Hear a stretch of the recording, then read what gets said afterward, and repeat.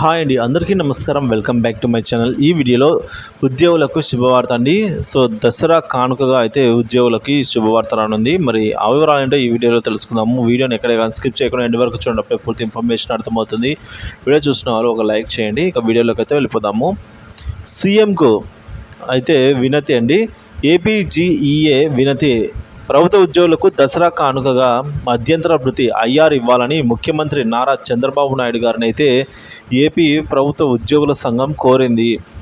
ఆంధ్రప్రదేశ్ ప్రభుత్వ ఉద్యోగుల సంఘం ఏపీజీఈఏ రాష్ట్ర కార్యవర్గ సమావేశం అనేది విజయవాడలోని రాష్ట్ర కార్యాలయంలో రాష్ట్ర అధ్యక్షుడు కేఆర్ సూర్యనారాయణ గారి అధ్యక్షతన అయితే జరిగిందనమాట. ఈ సందర్భంగా సూర్యనారాయణ గారు మాట్లాడుతూ, గత ప్రభుత్వము 2023 జూలై 1 తేదీ నాటికి 12వ పిఆర్సీ కమిషన్ను కంటతుడుపు చర్యగా ఏర్పాటైతే చేసిందన్నారు. కానీ కనీసం కమిషనర్కు ఒక రూము కూడా ఏర్పాటైతే చేయలేక కాలయాపన చేసిన నేపథ్యంలో మనస్తాపానికి లోనైన ఉద్యోగులకు దసరా కానుకగా ఐఆర్ని అయితే మంజూరు చేయడంతో పాటు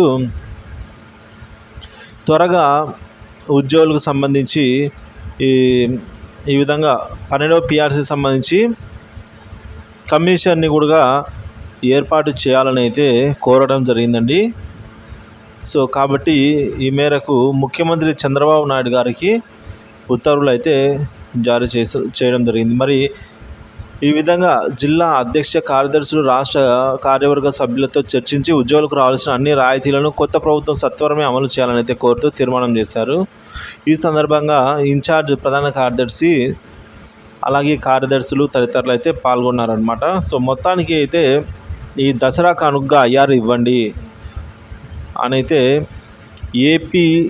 ఏపీజీఈఏ వినతి చేసిందనమాట. వినతి అండి.